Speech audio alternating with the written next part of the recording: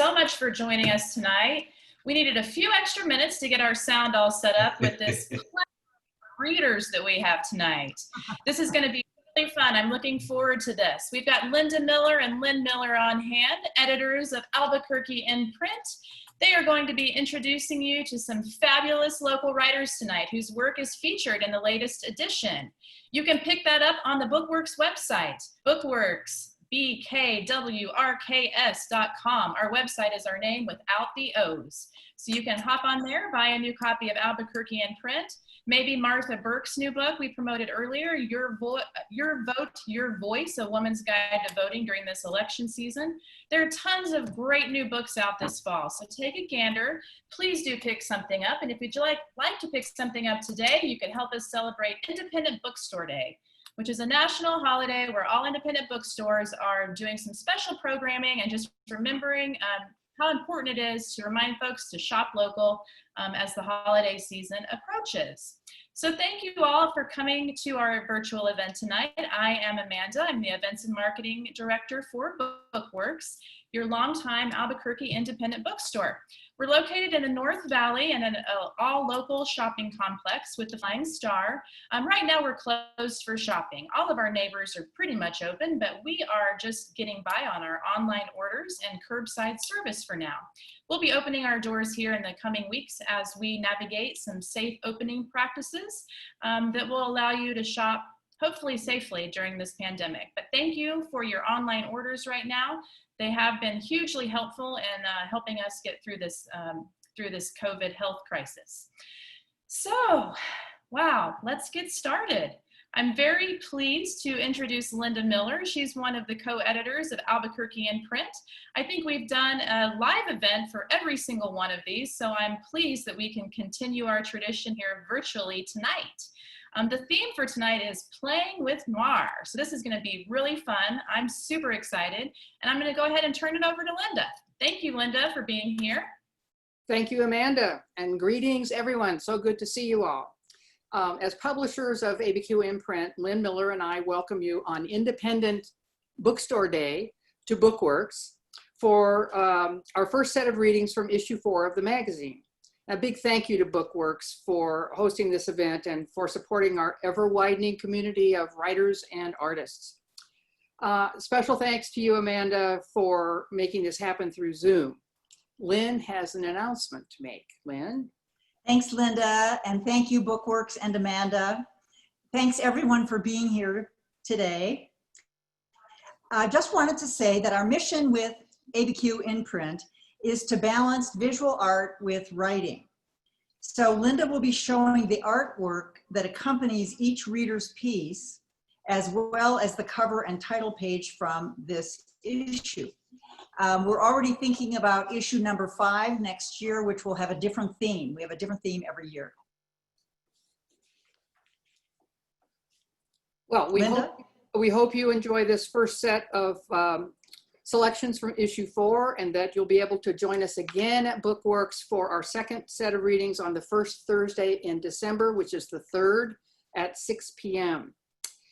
To keep things moving, we will actually, not I, will introduce each reader only by name. If you already have your copy of issue 4, you can follow along with us if you like. And if you don't have your copy, you can get one from Bookworks, to order one from Bookworks so you can pick it up during their curbside hours by clicking on a link that Amanda is putting or will put soon in the chat function. Hilda Raz, our poetry editor, joins us this evening in introducing our readers. Hilda. Thank you so much, Lynda. I'm so happy to be here with you tonight, and I'm looking forward to hearing some splendid selections from this issue. Our first reader is Kelly Yenser, who will read his poem Bookish Noir on page 20. Kelly.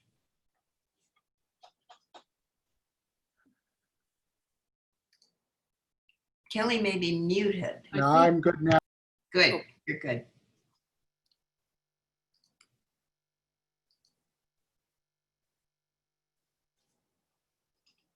Okay. Yeah, got it. Am I right there with all of you? Yes. Technology is baffling me. All right. I can say thank you anyway to Lynn and Lynda. It is beautiful, beautiful production. And I'll get on with it. This poem is called Bookish Noir. It was written because a friend of mine and I, in fact, Hilda and I were talking about mystery novels one day. And it dawned on me that I knew a lot of writers who were interested in mystery novels. In fact, Elliot, it seems, wrote a really good essay about mystery novels. So that's what this is about. It's why we read mystery novels. What mystery fans know, no coincidence can be mere, and nothing left to chance. Makes for a good read, bound to make sense. We all know there's every reason to finish another one and the next. We accomplish each tedious review of facts because we wish old plots of our own were so clear, so neatly committed. In that case, we could explain easily over cocktails how we came to be here exactly, not there. Friends and enemies alike listening, laughing when we say the body's still missing. Not even the perp can recall her issue, her motive. Let's face it, we don't know why. This place, that baby face, which campus. It went by without chapter, verse, or obvious anomaly. That's why we read the good read and go to sleep knowing something is over. Why we wake up ready for another caper, the last scrap. Thanks, Kelly. Terrific. Our next reader is Cindy Sylvester, reading from her story, Unknown Legend, which you'll find on page 6. Cindy?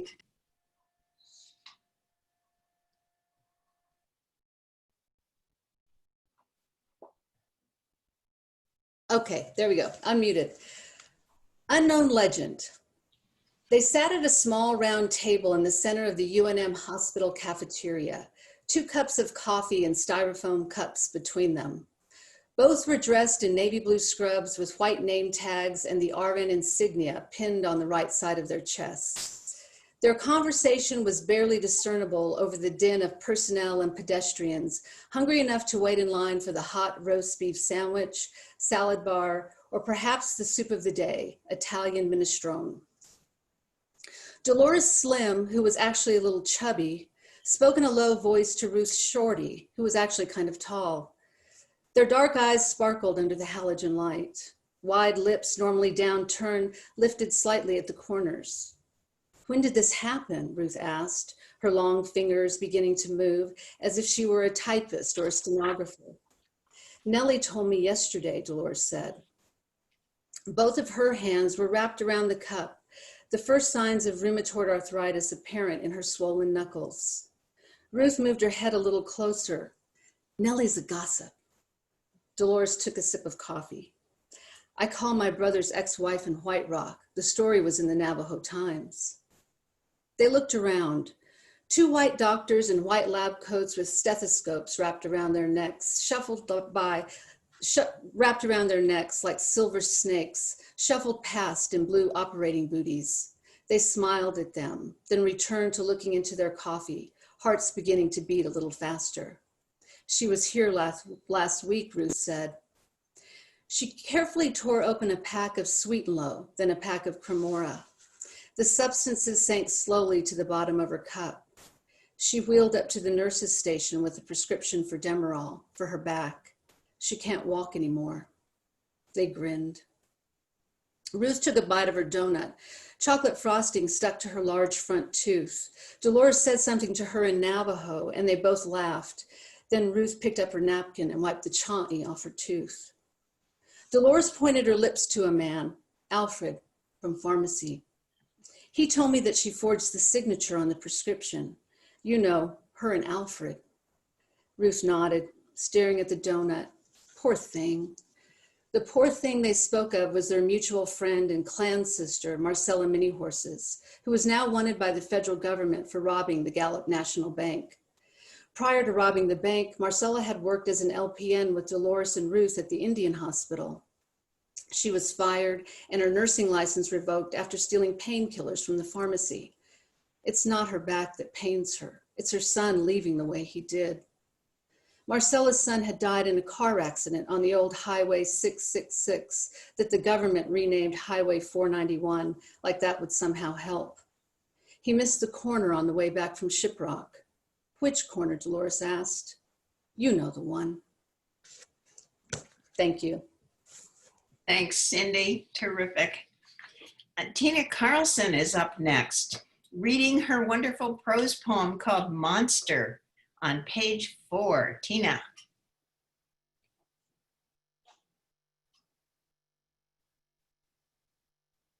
Okay, thank you. Monster. The judge is calm and caped. This room a dark shine, white-walled, its pews smattered and smug. My lawyers seek to humanize me. They insist I do my hair like a child, ponytail, bound, not blown like grass in the wind, like he would have me. After the footage of my bound boys, the plunge, the lake-filled car, my head in my hands pretending to cry. I fed them well, have film to prove they're smiling. If there was a crime, it was the gun of my past to my head says, do what I say or I will kill you. My stepfather's Christian hands on me, his smirk, his spit. My boys will never sit like this, legs crossed, charged. What lies between mother and monster? They peer, then stare to see if I am sorry. I whisper to them in my dreams that I am and I am not. I saved those boys from do-gooders going bad in the dark. I gave them truth, a good meal, return to water. I say I loved the smell of their heads in sleep. In my cell, they're always happy faces. Monster me, if you will. But who among you has not drowned what you loved and turned from that shore convicted?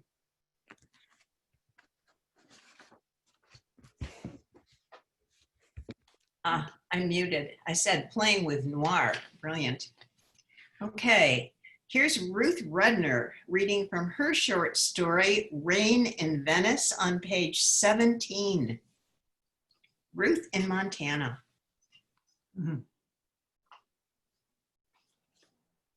I've unmuted me. And I'm muting me. Cafe chairs in the Piazza San Marco are tilted against tables. Gray rain hits their edges, slides off tables onto pavement. Lodging in puddles, it forms bathing pools for pigeons. The pigeons are gray, like the rain, the pavement, the water, the sky. In the interminable rain, the gold of 2 lions across the piazza is without meaning.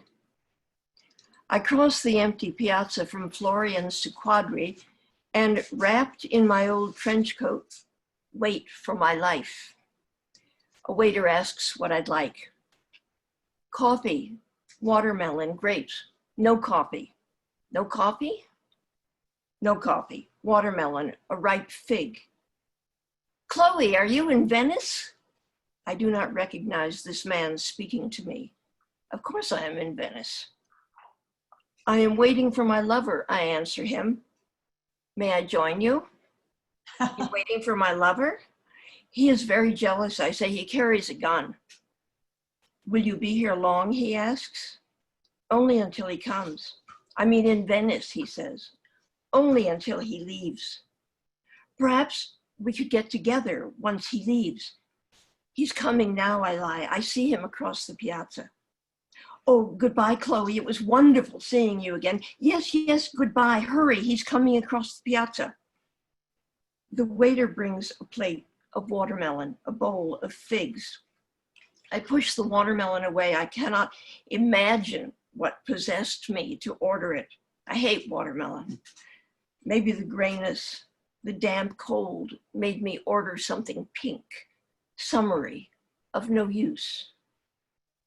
I went to a museum and spent hours opening the tiny hidden drawers and surprise doors of some 18th century whimsy, fingering curves for the spot that swings open to reveal unknown compartments containing nothing, and which most likely had always contained nothing, or possibly poison, a vial of tears, the petals of a rusted flower. I'll meet you in Venice, Carter said. 2 weeks from last night, I will meet you in Venice, 3 in the afternoon at Florian's. I left at once, taking the train to Venice, imagining time alone in Venice would be good. Perhaps it was at first, but now I want to leave. This gray air presses down on me, this water floods my soul. Yet leaving requires a strength of no interest to me. Perhaps it'll be easier to leave once Carter arrives tomorrow. Perhaps it is easier to leave a man than to leave a place. Perhaps it will stop raining. Perhaps there is a morning train to somewhere else. Thanks, Ruth. Terrific. Yes, I would be clapping, one hand clapping. And David Meischen is reading from his story, A Chorus of Frogs, on page 19.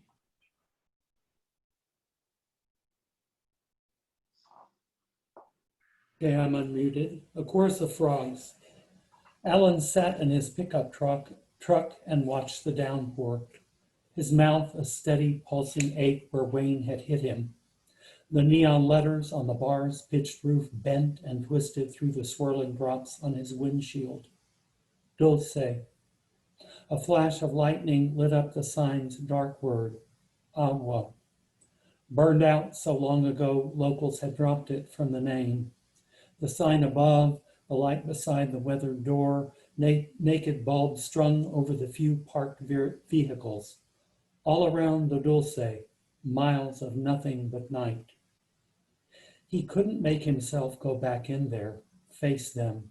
They knew. Nothing to be done about it. He drove away, aimless, following one country road and then another along the coastal plain. He slowed for a low water crossing, slowed again for a flat stretch, driving through sheeted water, its steady slosh beneath the floorboard. In town, he stopped at the payphone, dialed home. His mother answered. Wayne called, she said. You got no place here. Let me talk to Daddy. Your father's heart is broken. Let me talk to Daddy. No, I won't do that. The creek, when he got there, was a good 100 yards out of its bank, a gleaming expanse of floodwaters carrying silt, carrying fence posts, carrying overpowered animals of the bottomland along toward the salty waters of the Gulf. He stepped out of the truck and stood there in the rain, his headlights shining pallidly into the sodden night. From every direction, the throaty singing of frogs, these creatures at home in the deluge, at peace with themselves, unafraid of the current. He pulled off his boots, tossed them onto the pickup's bench seat and closed the door, pulled off his socks and dropped them on the running board. He stepped to the water's edge, reached down, rolled up the legs of his jeans. He took 2 steps and stopped. The water was cool around his ankles, cool but not cold, no movement here in the shallows. Though ahead, in the glow from his headlights, he could see where the current surged. Beneath the calling of the frogs, the swirling water murmured. Around him, the rain kept falling. He peeled off his sopping shirt and tossed it on the hood of his truck. He unbuckled and unzipped, stepped out of his jeans and tossed them atop his shirt, stepped out of his boxer shorts and tossed them too, pale as moonlight where they landed beside his discarded denims. He waited and stopped, waited again. stopped when the water reached his knees. He could feel the current here, gentle but persisting. The rain pattered. The water hummed. The headlights on his pickup glowed. His heart surprised him, a pulse steady as the rhythmic calling of the frogs. He stood there, breathing night, breathing rain, breathing frog song. Stood there and let the current move in him. Thank you. David. Thank you so much. Wonderful. Next is Lynn Miller, reading from her story, Noir by Night, on page 1. This is from the very beginning of Noir by Night. Mean streets, streets streaked by shadow, empty streets stretching block after block, streets with blown out windows and rusted cars at the curb, winding streets with lawns so green they're neon. I've prowled them all. Around the next corner, a lone walker, tall and lean, hat pulled down, collar pulled up, hands jammed in pockets. A man, a woman. The head tilts up, cheekbones that can cut wire, big brown eyes, a smooth brow. She pulls even with me. Sarah, Julia, of course. No one else walks like that, easy striding in her man-tailored slacks. She takes off her fedora, an affectation I once thought. Glossy brunette hair tumbles around her shoulders. The hat is not for display. Without it, there's nowhere to hide. I've been looking for you, she says, as she takes my arm. We walk on together. A cold wind whistles down the avenue. We lean into it together, two sharp angles advancing over the broad plane of the pavement. Me too, for you. I pull her closer. A few feet ahead of us, a bar beckons with neon. Let's get a drink, I say. We turn into a small club on Central. Bottles line up in front of the mirror in rows. Liquid comfort. The bar is clean and warm. Julia sits at the back table in the corner and I go up to the counter, slide onto a stool. Jimmy comes over, sleeves rolled up to show off his muscles. It's been too long, he says. I missed you too. He winks at me. What'll you have? Johnny Walker Black, 2, 1 with ice, doubles. He whisks out the bottle and glasses, gives us a hefty pour. You're working the Dougherty case, right? Right. He puts his lips to my ear, breath whispering against my skin. The old man died this morning. Word is your girlfriend took him out. He tips his head toward Julia. I don't think so, I say. The mirror behind him is wavy. As I look into it, Julia's face blurs. Jimmy leans forward on his elbows. You might have to prove that. She wasn't in town. I pluck an olive from a bowl on the bar, decide how much to tell him. It wasn't a gun. I know. He puts both hands out as if holding a taut rope and twists them down in a quick motion. A wire, maybe a cord, broke the hyoid bone. Someone clean, quick, strong. Still could be a woman. Not that woman. I pick up the 2 drinks. Run a tab, Jimmy. Don't get in too deep, Sarah. It's too late for that, as Jimmy well knows. Someone as smart and beautiful as Julia doesn't come around very often. Plus, she can handle a gun, knock a big man to the ground. She looks easy, but she's tough. But not tough as nails. Who wants nails in their bed? No, Julia is tough like my cat, Chloe, switching from a purr to a growl in a second. Thank you. Aren't these amazing? One after another, and the issue is so beautiful. Our next reader is, and I have to say it, poet Katherine Seluja, reading from her short story, A Part of Us Remains, Wherever We Have Been, on page 28. Katherine. Thank you.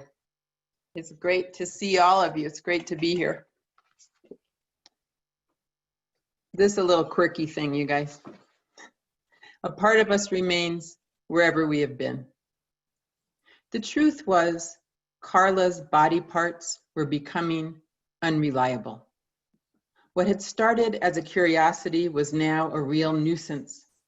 While applying her latest shade of orange nail polish, Carla realized she had painted only 9 toes. I could have sworn I had 5 on each foot this morning. She pulled back the sheets on her bed and rummaged at the bottom of the mattress. Maybe one of her toes had slipped off again during the night. Later that same day, she was treating herself to a deep whale oil conditioning. The beautician who was rinsing her hair let out a soft, "What the?" In the bottom of the basin, resting like a periwinkle shell among the foam and seaweed strands of hair, was Carla's right ear. She had heard about the occasional body part malfunction. Carla had a body card, just like everyone else, but until now, she had never needed it. Cruising the online catalog, she was stunned by the new part prices. Even a lightly used ear could run as high as $3,000 on Craigslist these days, and that was only if you didn't spring for the warranty. Carla needed a specialist. She had met Gary at a taxidermy conference a couple of years back. No chemistry, so they had become pretty good friends. They especially enjoyed late night Snapchats whenever one of them had returned from another disastrous date. Gary was good with anatomy. He'd have a solution, or at least a reasonable Band-Aid. Gary answered the door with the latest issue of Paws and Claws in his hand and a rabid look in his eye. "I found just the thing, and at nowhere near the cost of those ridiculous custom jobs. We order direct, and I'll handle the install myself." Carla appreciated Gary's enthusiasm. It made him look a little like a squirrel locked in a walnut warehouse, but she was a little hesitant on the installation part of his scheme. A few weeks later, Carla left Gary's place much more satisfied than she had anticipated. Certain she was on the cutting edge of a fashion trend, she admired the way the sunlight jumped off the silver highlights of her new fox fur paws, and the matching set of perky pointed ears was a real bonus. And here's Stephen Hull, reading from his short story, Don't Mess with Mr. In Between, which is on page 24. Thank you, Hilda, Lynn, and Linda. This is a story about choices. It's called Don't Mess with Mr. In Between. I'm going to read about a third of it. Eddie and Richie sat on stools at a makeshift bar under a pool of light. The bar was really a hollow core door set across 2 sawhorses in an empty warehouse, and they sat either side with a bottle of Patron and 2 Dixie cups. Richie put a 50 down next to the bottle and said, "Him." Eddie took money from various pockets. The roll he'd gotten from Richie just now and the one he'd taken off Black Stetson earlier were all hundreds. The roll from the oil money, the Stetson's wife, was mostly 50s, tucked coyly under a couple of show Benjamins. He took one out and laid it next to Richie's. "Her," Eddie said. Right now, the Stetson and the oil money were on pins and needles at opposite ends of a couch in a room at the back of the warehouse. The room was closed but not locked, and besides each other, they had for company only a nickel-plated .38, sitting on a table equidistant from them both. They'd gotten themselves crossways with Richie, and now they had to stay in the room until only one came out. "You always take the other side," Richie said. "I could hold a king straight, you'll bet against me, just to be contrary." He lit a cigarette, threw the match on the cement floor where it glowed and died like a firefly in autumn. "Is it me? I'm getting to think it's me." Eddie said nothing. It was true he didn't like Richie Vasquez. Richie was violent and unpredictable and had strange ideas of fun. He and Eddie were two links in the same chain that ran underground all the way to the Sinaloa cartel. Only Richie was some links higher up. Richie raged like weather all over West Texas, doing what Sinaloa told him, and sometimes, for his own reasons, doing a little more, like now. I just follow the money, Richie always said. Money's how you know. He'd showed Eddie plenty over the years, but now Eddie sat across from him and imagined life without Richie Vasquez. Eddie had been seeing the oil money regular, ever since she had come to him and said, I need you to kill my husband. She was tall and lean and wore $1,000 python boots and starched jeans. Her name was Mia. She had a mink in her closet. She said she wore only an aspen, but she wore it for Eddie, the mink and the python boots. Her face wasn't beautiful, but it fascinated him. Her nose was hooked. Her mouth was broad and thin. Her eyes were small and wide and blue and wide set. They looked like they did calculus problems for fun. She had left Eddie's at 6 that evening, and he didn't think he'd be seeing her again so soon. Then he got the call from Richie. No, Eddie said, it's not you. I'm just contrary. He poured them both drinks and they clicked their Dixie cups together. The time, Richie said. He wore an expensive watch he didn't bother to check. He had people for that. About 1. We'll give them 5 more minutes. If they haven't made up their mind by then, we'll make it up for them. Under the mink, Mia was a landscape of hard plains, angled slopes, V-shaped deltas. She had horses and property, and Eddie could picture her riding. Right now, he pictured her in the back, shivering on the couch across from her husband. It was cold out front, too, and Eddie poured them more Patron. You know, he said, she came to me. I know. You don't think I know? Richie picked up his cup and inhaled the tequila fumes. Listen, when they're on their knees with a piece in their mouth, people say interesting things. The husband, for instance. He told me about you and her. Richie upended the Dixie cup and swallowed the liquor like it owed him money. Thank you. Terrific. Thanks. Aren't these marvelous? Oh, am I on? Yeah, I'm okay. Next is Barbara Rockman, who will be reading her poem, My Mother Speaks of War and Making Lunches, on page 36. Barbara.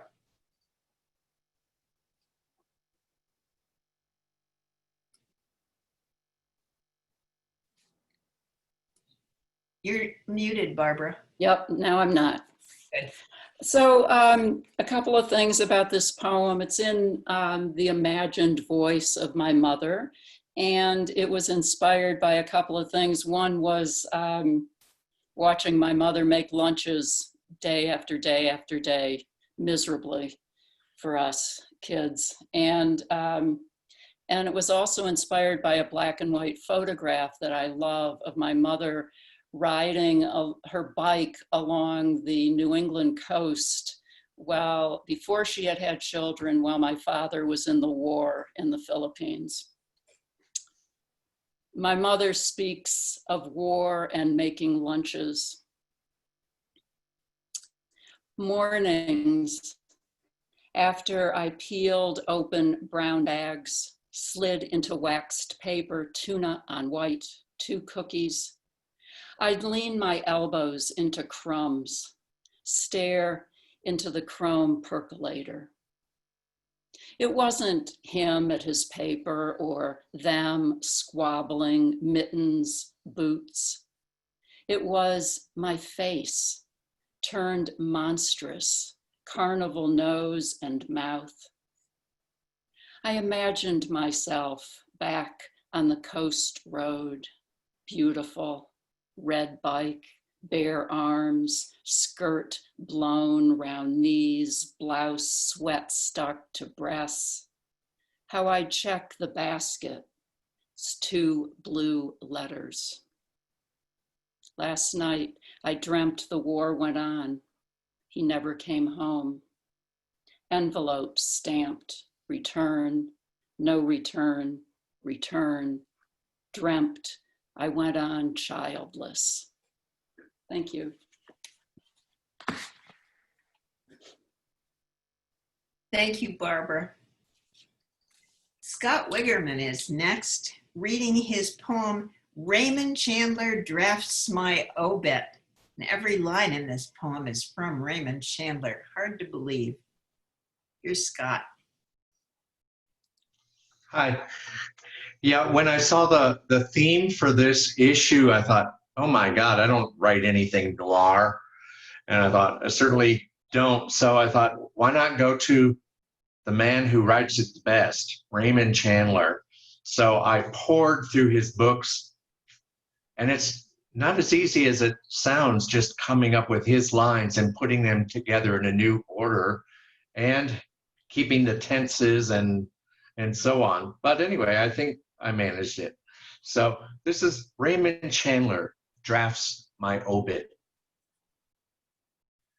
He was from California, from the tips of his port wine loafers to the buttoned and tieless brown and yellow check shirt inside his rough cream sports jacket. He breathed like an old Ford with a leaky head gasket. He just wanted to do wing-overs and sing the prologue to Pagliacci. His laugh and his voice were both pleasant. He talked the way New Yorkers used to talk before they learned to talk Flatbush. He sounded like a man who had slept well and didn't owe too much money. He was a guy who talked with commas like a heavy novel.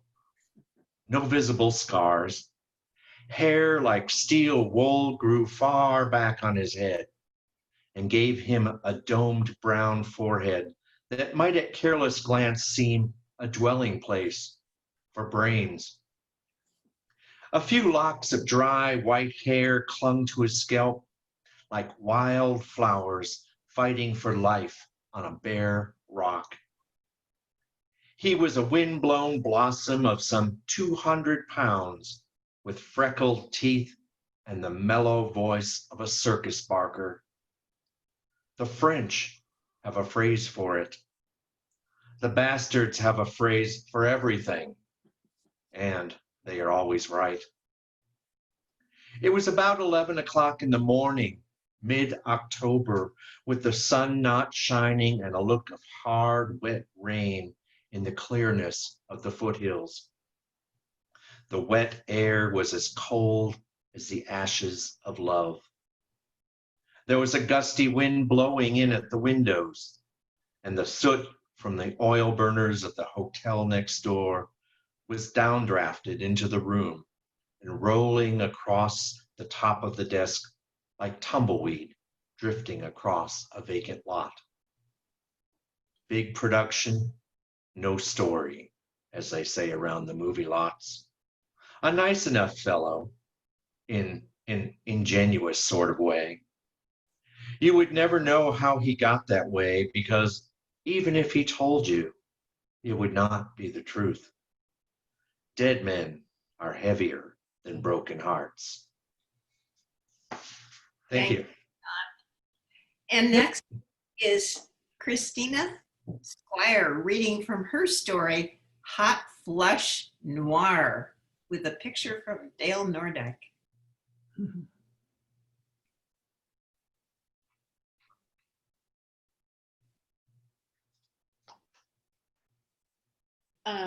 Am I unmuted? Okay, good. This comes kind of from the almost the end of my story. So she drank. So, do you still have sex? She said. Why in the hell does she want to know? I was so tired of her. I gestured to a waiter gliding by and raised my water glass. I was dying of thirst and body heat. Did she know? Was she taunting me? No, I said. Then you must have an affair. She pointed at me across the table. Her hands continued to flutter and flicker. I wondered if she had an essential tremor. Or get sex toys, she squealed like she had just discovered the origin of dark matter. I decided a lie, that I was content with the current state of my life, might shut her up. Actually, no one pays any attention to me, I said, and that's fine. I stood up. I had to get away from them and this dungeon and the white tablecloth stained with drops of blood from the rare steak hanging over the edge of the plate. He put down his fork. "What?" he said, loudly. She looked at him with surprise. "No one pays her any," he muttered. He picked up his fork, stabbed a piece of meat, but threw it back on his plate. He burst into laughter. She looked confused, but joined him. I stared at their gaping mouths. Their shrieking echoed off the walls. Diners stared. Waiters froze mid-glide. Their heads were touching, looking at me. Then their performance suddenly ended. He returned to his meat. She pushed salmon around on her plate. I was humiliated. My face burned. Were they playing Get the Guest? I walked away from the animal, although he was always a big cat in my fantasies. I began to run, dodging tables. I bumped into ornately carved high-back chairs. I tripped over curved iron table legs. Sorry. It was so dark in this place. I could not find a way out of this cave-like maze. I ran by a panel in the wall covered with a sheer black curtain. I pulled back the material and pushed. I found myself in a narrow, dark passage with only a faint light showing very far away. I followed the dim light. I was almost there. "You didn't say goodbye." He grasped my arm. His hand was hot. My skin felt the heat through my shirt. I backed up against the rough wall. He loomed over me. He put his other hand on the back of my neck. "Where are you going?" I tried to shake his hand off. "Home to my husband. A woman like you needs more." "More what?" I yanked his hand off my neck. He stretched both my arms up against the wall. His breath smelled like warm blood. I wanted some. I barely dipped my tongue into his mouth. He kissed me hard. "Wherever that came from," he said after a long, long while. "I've had enough," I said. He pressed into me. Felt good. "I've never had enough of you, and now what?" I said. Thank you. Thank you, Christine. Oh, a huge thank you to all of our readers. Amanda's going to unmute now so that our audience can ask the readers questions or make comments, but to avoid the problem of everybody trying to chime in at once, if you have a question or comment, put it in the chat area, and then Amanda will be our MC and guide us through this part of the process. And once again, thank you to Bookworks for the opportunity to come together. So much. That was wonderful. I enjoyed every single one of those for different reasons. That's such a fun thing to do, have so many different voices come together on one theme. It's always amazing to me how high quality the writing can be and just how different. So thank you for all your individual voices on that. That was really, really fun. Does anybody have any questions for our readers? We can ask a specific reader. We can talk to the editors. Anything you'd like to ask. I would like to know how you interpret noir, and were there any specific requirements for things that people needed to get into their piece specifically to be in the anthology? We just wanted people to play with noir. And as you could hear from the various pieces, people played at different levels and with different genres. So that was the main criterion. It was just a lot of fun putting it together. The artists as well. You'll see if you look at the images that we had a lot of playful stuff going on with the images too. We did. Oh, we did. Go ahead, Amanda. I was just gonna say, I saw one of Barbara Byers' pieces, I think before Cindy read, and I just love her work. Do you want to talk a little bit about any of the other artists that are involved? Or any of the writers that are also artists, like Scott? Does he have any artwork? Or who are some of the other folks featured? Well, Scott did not have artwork in this one, although Scott, you better be careful because I'll be after you for the next issue. But yeah, the other artists, as you can see, are pretty varied. We had photographers, we had, as you said, some of Barbara Byers' works. The two pieces in this issue from her are digital pieces, which is something that I don't know that a lot of you who know Barbara know that she actually does. We also had people who did paintings, some watercolor, some pastel, etc. And then I was lucky enough to be able to illustrate 2 pieces. One is a Kent Winchester's piece, which you'll hear from next time. This time, Lynn's, I couldn't help myself. I had to draw a noir cat with a fedora and whiskey glass and a whiskey bottle. And I don't know if we have any artists with us tonight. Yeah, do we have any of the artists? Barbara Haynes is another artist who's in here. Barbara did photos. Eggers is another one. I don't see any artists at this moment, but anyway, so it's a pretty eclectic bunch. I just wanted to add that we did send around to people who expressed interest a long list of ways to play with noir, many of which were ignored, but I think they got people's, minds going. And because I think noir means a lot of different things to a lot of different people.